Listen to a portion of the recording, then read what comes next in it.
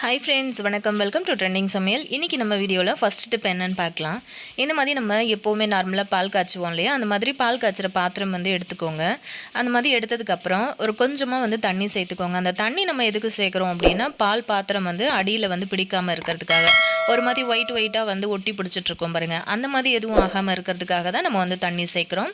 அதுக்கப்புறம் நம்ம கட் பண்ணுற பால் உள்ளே சேர்த்துக்கலாம்.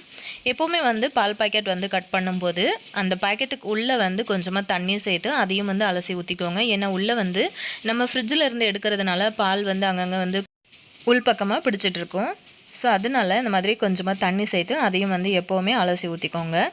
இப்போ நம்ம அடுப்பில் வச்சு காய்ச்ச ஆரம்பிச்சிடலாம். இப்போ நம்ம காய்ச்சறதுக்கு முன்னாடி இதுக்குள்ளே என்ன சேர்க்க போகிறோம் அப்படின்னு பார்த்தீங்கன்னா, வீட்டில் இருக்கிற அந்த மாதிரி குட்டியான ஒரு பவுல் சேர்த்துக்கோங்க. இது நம்ம எதுக்கு சேர்க்குறோம் அப்படின்னு பார்த்தீங்கன்னா, பால் பொங்கி மேலே ஊற்றாமல் இருக்கிறதுக்காக. இதுக்கு நம்ம நிறைய ஐடியாஸ் ஃபாலோ பண்ணுவோம். இந்த ஐடியா கொஞ்சம் புதுசாக இருக்கும். ஸோ அதுதான் இந்த மாதிரி ஒரு கிண்ணத்தை உள்ளே போட்டு விட்டுட்டிங்க அப்படின்னா, பால் எப்போவுமே பொங்கி உங்களுக்கு வெளியே கொட்டவே கொட்டாது. இந்த மாதிரி உள்பக்கமாகவே கொதிச்சுட்டே இருக்கும். பாருங்கள், நான் நல்லா ஹை ஃப்ளேமில் வச்சுருக்கேன். பக்கத்தில் இருக்கிற அடுப்பு பார்த்திங்க அப்படின்னா ஆஃபில் இருக்குது. இது ஃபுல்லாகவே இருக்குது. வெளியே பொங்கி வராது. நீங்களும் ட்ரை பண்ணி பாருங்கள். நம்ம இப்போ அடுத்த டிப் என்னென்னு பார்க்கலாம். நம்ம கருவேப்பிலெல்லாம் அதிகமான அளவில் வாங்கி ஸ்டோர் பண்ணி வச்சுருப்போம். நிறைய கருவேப்பிலை பார்த்திங்க அப்படின்னா சில சமயங்களில் இந்த மாதிரி நல்லா காஞ்சு போயிடும் இல்லையா, அந்த மாதிரி காஞ்சு போன கருவேப்பிலையை தூக்கி கீழே போட்டுறாதீங்க. இதை நல்லா மொறுன்னு இருக்கிற மாதிரி காய வச்சு எடுத்துக்கோங்க. உங்ககிட்ட பச்சை கருவேப்பிலை இருக்குது, நீங்கள் இந்த மாதிரி செய்ய போகிறீங்க அப்படின்னா ஒரு கடாயில் போட்டு வறுத்து எடுத்துக்கோங்க. கை வச்சு உடச்சி பார்க்கும்போது உடஞ்சி துண்டாக வரும். அந்த டைமில் நான் இந்த மாதிரி நீங்கள் செஞ்சுக்கோங்க. இப்போ இது கூட நம்ம ஒரு 1.5 ஸ்பூன் அளவுக்கு வெந்தயமும் காஞ்ச கருவேப்பிலையும் சேர்த்துருக்கோம். இது கூட நீங்கள் காஞ்ச செம்பருத்தி இலைகள் சேர்த்துக்கலாம், மருதாணி இலைகள் சேர்த்துக்கலாம். எல்லாமே சேர்த்து நம்ம அரைச்சிட்டு முடிக்கு சூப்பரான ஒரு ஹேர் பேக்காக தான் இதை யூஸ் பண்ணிக்க போகிறோம். இந்த மாதிரி நீங்கள் அரைச்சி எடுத்து ஸ்டோர் பண்ணி வைக்கிறதுனால நம்ம சில சமயங்களில் வெந்தயம் ஹேர் பேக் போடணும் அப்படின்னு நினைக்கும் போது நம்ம ஊற வைக்க மறந்துருப்போம்.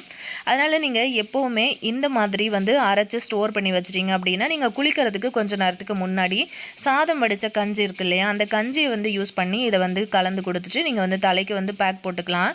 இன்னொரு விஷயம் பார்த்திங்க அப்படின்னா, நீங்கள் இந்த மாதிரி அரைச்சதுக்கப்புறம் நல்ல நைஸான பதத்தில் அரைச்சி எடுத்துக்கோங்க. அரைச்சதுக்கப்புறம் நல்ல ஒரு சல்லடை வச்சு சலிச்சுக்கோங்க. நான் வீடியோக்காக உங்களுக்கு அப்படியே காட்டுறேன். இதை அப்படியே நம்ம அப்ளை பண்ணிட்டோம் அப்படின்னா, தலை குளித்ததுக்கப்புறம் கூட அங்கங்கே தலையில் இந்த மாதிரி ஒட்டி பிடிச்சிட்ருக்கோம். அந்த மாதிரி ஆகாமல் இருக்கிறதுக்காக நல்லா அரைச்சி முடித்ததுக்கு பிறகு நல்ல ஒரு சல்லடை வச்சு நல்லா நைஸாக சலிச்சு எடுத்துகிட்டு அதுக்கப்புறம் யூஸ் பண்ணிக்கோங்க. இப்போ நம்ம அடுத்த டிப் என்னென்னு பார்க்கலாம். இந்த மாதிரி மிக்ஸி கப்பு, அதாவது சின்ன குட்டி கப்பு தான் நம்ம எப்போவுமே யூஸ் பண்ணிக்கிட்டே இருப்போம். அந்த மாதிரி யூஸ் பண்ணும்போது நம்ம என்ன தான் வாஷ் பண்ண, அதாவது பாத்திரம் கழுவும் போது நம்ம எந்த அளவுக்கு கழுவுவோமோ அந்த அளவுக்கு தான் நம்ம வாஷ் பண்ணி வைப்போம் இல்லையா. இதுக்கு அப்படின்னு ரொம்ப கேர் பண்ணிலாம் நம்ம வாஷ் பண்ண மாட்டோம்.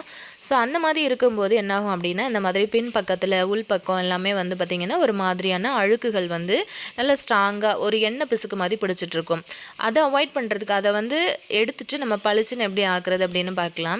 இந்த மாதிரி வீட்டில் இருக்கிற இட்லி மாவு 1 ஸ்பூன்லேருந்து 1.5 ஸ்பூன் வரைக்கும் எடுத்துக்கோங்க. இது ஃப்ரெஷ்ஷான மாவு தான், அதாவது முதல் நாள் அரைச்சி மறுநாள் டிஃபனுக்காக யூஸ் பண்ண மாவு தான் நான் எடுத்திருக்கேன். உங்கள்கிட்ட ரொம்ப புளிச்சு போன மாவாக இருந்தால் கூட நீங்கள் எடுத்துக்கோங்க. இதில் உப்பு சேர்த்துருந்தாலும் சரி, சேர்க்கலனாலும் ஒன்றும் பிரச்சனை இல்லை. இந்த மாதிரி பின்பக்கமாக இந்த மாதிரி ஊற்றி விட்டுட்டு நீங்கள் ஒரு 10 நிமிஷம் ரெஸ்ட் கொடுங்க. அதுக்கப்புறம் பார்த்தீங்க அப்படின்னா, இந்த மாதிரி ப்ரஷ் வச்சு தேய்க்கும் போது நல்லா அந்த கரை எல்லாம் விட்டு வர்றது உங்களுக்கு பார்க்கும்போதே தெரியும். அந்த மாவில் இருக்கிற புளிப்பு தன்மை பார்த்திங்கன்னா அங்கங்கே பிடிச்சிட்டு இருக்க ஸ்ட்ராங்கான எண்ணெய் பிசுக்கு கரைகள் எல்லாத்தையுமே சூப்பராக நமக்கு ரிமூவ் பண்ணி கொடுத்துருவோம். இந்த மாதிரி ப்ரஷ்ஷில் நல்லா ஃபுல்லாகவே தேய்ச்சி கொடுத்துட்டிங்க அப்படின்னா சட்டுன்னு உங்களுக்கு பளிச்சுன்னு ஆகிடும். அதே மாதிரி உள் பக்கத்துலேயும் தேய்ச்சி கொடுத்துட்டேன். நான் பார்க்கும்போது உங்களுக்கு நல்லா தெரியும் முன்னாடி எப்படி இருந்தது, இப்போ எப்படி இருக்குது அப்படின்னு. அதே மாதிரி இந்த சைடு மடிப்பு மாதிரி வருது பார்த்திங்களா, இந்த கார்னரில் எல்லாமே சீக்கிரமாக அழுக்கு படிஞ்சிடும். அதையும் ப்ரஷ் வச்சு தேய்ச்சிங்கன்னா சூப்பராகிடும். ட்ரை பண்ணி பாருங்கள். இப்போ நம்ம அடுத்த டிப் என்னென்னு பார்க்கலாம். இந்த மாதிரி பேராசிட்டமல் மாத்திரை வீட்டில் இருக்கும், எப்போவுமே எல்லாருமே நம்ம வச்சுருப்போம். அந்த மாதிரி மாத்திரை இருந்ததுன்னா எடுத்துக்கோங்க.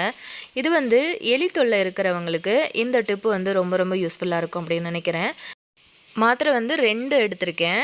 இந்த மாதிரி ஒரு டிஷ்யூ பேப்பரில் வச்சுட்டு இப்படி நல்லா நைஸாக நசுக்கி எடுத்துக்கலாம். நல்ல பவுடர் மாதிரி பண்ணிக்கோங்க. லைட்டாக இப்படி ப்ரெஸ் கொடுக்கும்போதே நல்லா அது உடஞ்சி பவுடர் ஆகிடும். இதை ஒரு பவுலில் நம்ம சேர்த்துக்கலாம். சேர்த்துட்டு இது கூட நம்ம என்ன சேர்த்துக்க போகிறோம் அப்படின்னு பார்த்திங்கன்னா கோதுமை மாவு இல்லைன்னா மைதா மாவு வந்து சேர்த்துக்கோங்க. எங்கிட்ட வந்து பார்த்திங்கன்னா கோதுமை மாவு மைதா மாவு ரெண்டுமே மிக்ஸ் பண்ணி வச்சுருந்ததுனால நான் அதிலேருந்து ஒரு 1.5 ஸ்பூன் அளவுக்கு சேர்த்துக்கிறேன். நம்ம வந்து மாத்திரையை உடச்சி விட்டோம் இல்லையா, அந்த மாத்திரை வந்து ஃபுல்லாக தண்ணியில் கரையிறதுக்காக கொஞ்சமாக தண்ணி ஊற்றி கலந்து விட்டுட்டு அதுக்கப்புறம் கொஞ்சம் கொஞ்சமாக மாவு சேர்த்து குட்டி குட்டி உருண்டைகளை வந்து பிடிச்சிக்கோங்க. உங்களுக்கு வந்து எந்த இடத்துலலாம் எலி வருது அப்படின்னு ஃபீல் பண்ணுறீங்களோ, எக்ஸாம்பிள் பார்த்திங்கன்னா நம்ம வந்து கார் நிறுத்தி வச்சுருந்தோம் அப்படின்னா காருக்கு அடியில், காருக்கு பின்பக்கம் இந்த மாதிரிலாம் வந்து எலி வந்து வர ஆரம்பிக்கும். அதே மாதிரி வீட்டில் வந்து பார்த்திங்கன்னா சிங்க்குக்கு கீழே இருக்குது பார்த்திங்களா, அந்த மாதிரி இடங்கள்ல எல்லாமே குட்டி குட்டியாக அந்த மாதிரி எலிகள் வந்து வர ஆரம்பிக்கும். அந்த மாதிரி எலிகள் வந்து வந்தது அப்படின்னா நமக்கு வந்து ரொம்ப பெரிய பிரச்சனையாக இருக்கும் இல்லையா. ஸோ எந்த ஒரு பொருட்களுமே நம்ம வந்து சேஃபாக வைக்க, அதாவது எப்படி தான் சேஃபாக வச்சாலுமே நமக்கு வந்து எலித்தொல்லை அதிகமாக இருந்ததுன்னா அந்த பொருட்கள் எல்லாமே வந்து கூட வீணாக போயிடும். இப்படி குட்டி குட்டி பாலாக வந்து பிடிச்சிக்கோங்க. பிடிச்சிட்டு எங்கெல்லாம் எலித்தொல்லைகள் இருக்கோ அந்த இடங்களில் போட்டு வைங்க, நல்ல ரிசல்ட் கிடைக்கும். மாங்காயும் பாவக்காயும் போட்டு குழம்பு நீங்கள் வச்சுருந்தீங்க அப்படின்னா கண்டிப்பாக எனக்கு கமெண்ட்டில் சொல்லுங்கள். அப்படி ஒரு குழம்பு தான் நம்ம வந்து இப்போ பார்க்க போகிறோம். அதாவது குழம்பு அப்படின்றத விட தொக்கு அப்படின்னு சொல்லலாம். ஒரு மண்சட்டி அடுப்பில் வச்சுருக்கேன். நல்லெண்ணெய் சேர்த்ததுக்கப்புறம் கடுகு சோம்பு சீரகம் சேர்த்துட்டு ஒரு 10லிருந்து 15 பல் அளவுக்கு பூண்டு, 2 பச்சை மிளகாய், 2 பெரிய வெங்காயம், 1 கொத்து கருவேப்பிலை சேர்த்துருக்கேன். சேர்த்துட்டு இது எல்லாத்தையுமே வந்து நல்லா வதக்கி விடுங்க. நான் யூடியூப்பில் கூட வந்து சர்ச் பண்ணி பார்த்தேன். மாங்காயும் பாவக்காயும் சேர்த்த மாதிரி குழம்பு எந்த ரெசிபியுமே கிடையாது. ஸோ அதுக்கப்புறம் நல்லா அந்த வெங்காயம்லாம் வதங்கினதுக்கு பிறகு, அதாவது பிங்க் கலரில் வரும் பாருங்கள், அந்த டைமில் நம்ம கட் பண்ணி எடுத்து வச்சுருக்கிற பாகக்காயை வந்து உள்ளே சேர்த்துக்கலாம்.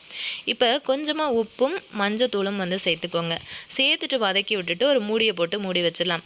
இந்த மாதிரி ஒரு மெத்தடில் நீங்கள் வந்து பாகக்காய் குழம்பு வந்து செஞ்சு பாருங்கள். உங்களுக்கு கசப்பு அப்படிங்கிறது நாக்கில் நிற்கவே நிற்காது. சுத்தமாக வந்து குழம்பு கசக்கவே கசக்காது. இது ஒன்று மட்டுமே போதும். நான் வந்து இன்றைக்கி மாங்காய் சின்ன துண்டு சேர்க்கறதுனால தக்காளி வந்து அதிகமாக சேர்த்துக்கல. அது பார்த்திங்கன்னா ஒரு டேஸ்ட்டுக்காக ஒரு பாதி தக்காளி மட்டும் கட் பண்ணி சேர்த்துருக்கேன். இப்போ இது கூட தனி மிளகாத்தூள், அதுக்கப்புறம் குழம்பு மிளகாத்தூள் சேர்த்துருக்கேன். கூடவே வந்து சோம்பு தூளும் வந்து சேர்த்துக்கோங்க. சேர்த்துட்டு இது எல்லாத்தையும் நல்லா கலந்து கொடுத்துடலாம். இந்த டைமில் வந்து தண்ணியெல்லாம் எதுவும் ஊற்றாதீங்க. நல்லா அந்த மாதிரி கலந்து கொடுத்ததுக்கு பிறகு அந்த பச்சை வாசனை எல்லாம் போயிடும் பாருங்கள். அந்த டைமில் வந்து கொஞ்சமாக புளி தண்ணி நம்ம வந்து சேர்த்துக்கலாம். ஃபஸ்ட்டு நான் வந்து கொஞ்சமாக புளி வந்து சேர்த்து பார்த்தேன். அதுக்கப்புறம் எனக்கு கொஞ்சம் பத்தாத மாதிரி இருந்ததுனால நான் திரும்பவும் வந்து சேர்த்துக்கிட்டேன். இப்போ பாருங்கள், நம்ம மூடி போட்டு மூடி வச்சிட்டோம் இல்லையா, நல்ல அந்த மாதிரி எண்ணெய் பிரிஞ்சு வந்திருக்கு. நான் வந்து இன்றைக்கி இந்த தொக்கு வந்து செய்யும்போது சுத்தமாக நான் வந்து தண்ணி சேர்த்துக்கவே இல்லை. அந்த புளி தண்ணி மட்டும்தான் நான் வந்து சேர்த்தேன். ஸோ எனக்கு புளி பத்தாததுனால திரும்ப கொஞ்சமாக வந்து சேர்த்துக்கிட்டேன். இந்த மாதிரி சேர்த்துட்டு நம்ம மூடியை போட்டு மூடி சிம்லேயே ஒரு 10 நிமிஷம் விட்டுருங்க. பாவக்காய் வந்து நல்லா சுருண்டு வதங்கி வரணும். அந்த அளவுக்கு வந்தால் மட்டும்தான் உங்களோட பாவக்காய் தொக்கு டேஸ்ட்டாகவும் இருக்கும். அதே சமயத்தில் 2-3 நாள் ஆனால் கூட உங்களோட பாவக்காய் தொக்கு வந்து கெட்டும் போகாது. இந்த மாதிரி நம்ம கட் பண்ணி எடுத்து வச்சுருக்கிற மாங்காய் வந்து ஒரு 4 பீஸ் சேர்த்துக்கலாம். நான் ஏன் கம்மியாக சேர்த்துக்கிட்டேன்னு பார்த்தீங்கன்னா, சின்ன பாவக்காய் தான் நான் வந்து ஒரு 2 வந்து சேர்த்துக்கிட்டேன். ஸோ அதனால் இந்த மாதிரி பாவக்காயில் வந்து மாங்காய் சேர்த்ததுக்கப்புறம் இந்த மாதிரி வதக்கி விட்டுட்டு மூடி போட்டு சிம்மில் ஒரு 5 நிமிஷம் வரைக்கும் விடுங்க, போதும். அதுக்கப்புறம் ஓப்பன் பண்ணி பார்த்தீங்கன்னா நல்லா நம்ம சேர்த்த எண்ணெய்லாம் பிரிஞ்சு வந்திருக்கும். நம்ம சுத்தமாக தண்ணியும் சேர்க்கலை. மாங்காய்லாம் நல்லா வெந்து வந்திருக்கும். இந்த மாதிரி செஞ்சுட்டு சுட சுட சாதம் போட்டு பிசைஞ்சு சாப்பிட்டு பாருங்கள். அந்த டேஸ்ட் வந்து அடிச்சுக்கவே முடியாது. கண்டிப்பாக இந்த ரெசிபி நீங்கள் இது வரைக்கும் ட்ரை பண்ணல அப்படின்னா நீங்கள் வந்து கண்டிப்பாக ட்ரை பண்ணி பாருங்கள். எனக்கு வந்து இது யார் சொல்லி கொடுத்தாங்க அப்படின்னா, எங்கள் மாமனாரோட தங்கச்சி தான் இந்த ரெசிபி வந்து எனக்கு சொல்லி கொடுத்தாங்க. ஸோ நானே வந்து ஃபஸ்ட் டைம் கேட்டேன், அதனால தான் உங்ககிட்ட ஷேர் பண்ணியிருக்கேன். அதுக்கப்புறம் நம்ம வந்து கொசு விரட்டுறதுக்கு சூப்பரான ஐடியாஸ் எல்லாமே வந்து நேற்று போட்ட வீடியோவில் நான் ஷேர் பண்ணியிருக்கேன். அந்த வீடியோட லிங்க்கும் நான் டிஸ்கிரிப்ஷன் பாக்ஸில் கொடுக்குறேன், செக் பண்ணுங்கள். நெக்ஸ்ட் ஒரு பதிவில் நம்ம மீட் பண்ணலாம். தேங்க்யூ.